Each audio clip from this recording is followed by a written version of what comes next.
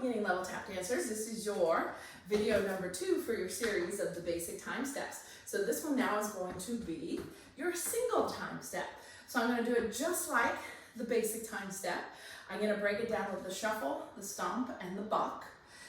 Now, only one difference here is your second foot from now on. So in the singles, the doubles, the triples, quads, I have to remember if double, triple, and double quad have the same rule, but at least through the quadruple, your second foot from now on is a flap, okay?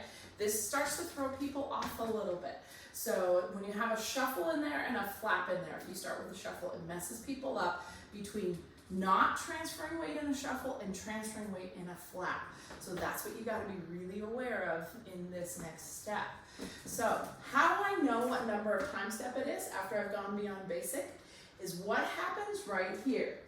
8-1. What happens right here? Step means it's a single. My next step is a flap, because from now on that's a flap. So whatever happens after the heel drop or the hop is going to tell you your number of time step. So for the single, it's 8-1, 2, 3. So it's step, flap. Notice that I put my weight there so I can go 8. So I flap and I go back to my right foot. 8-1, 2, 3, 4, 5, 6, 7, 8. So I'm going to go back to this here.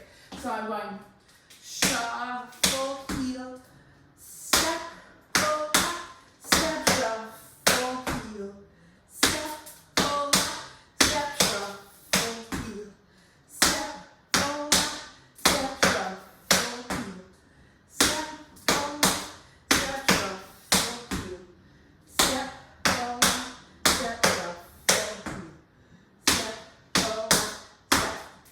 And so I count that. 5, 6, 7, 8, 1, 2, 3, 4, 5, 6, 7, 8, 1, 2, 3, 4, 5, 6, 7, 8. So again, notice how my legs lift and transfer weight.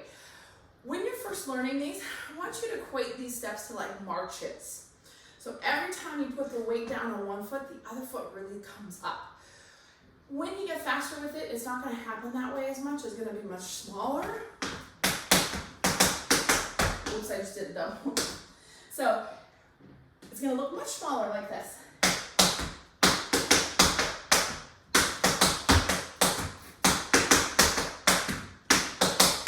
But you still feel the lift of those legs. So you want to make sure that you're transferring the weight with every step.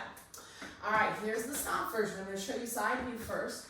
So stomp happens on 8. That's the only thing that's different.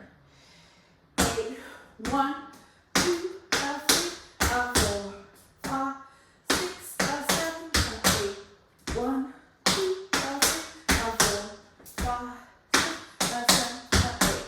I guess the other thing that's different is the step in the back can be a stomp and step. That's what my muscle memory tells me to do. So I'm going to go to my back to you. So I go stomp, heel, step, pull up, stand, stomp, heel, step, pull up, step, stomp, heel, step, pull up, step, stomp, heel, step, pull up, step, stomp. And I added the extra stomp in there. So the back can also, the step in the back, the before you start over can be a step instead of a stamp. But again, my muscle memory tells me to stamp there because the stamping version and the bucking versions are, again, a bit heavier. So if you buck it, that sounds funny.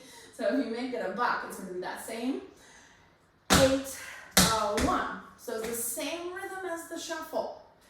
8-1, 2, 3, 4, 5, 6, 7, 8, 1, 2, 3, 4, 5, 6, 7, 8, 1, 2, 3.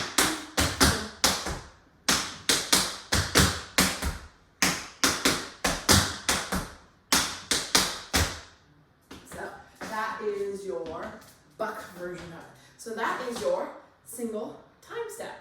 And again, whatever happens after the shuffle or the stomp or the buck, that next sound tells you what your time step is.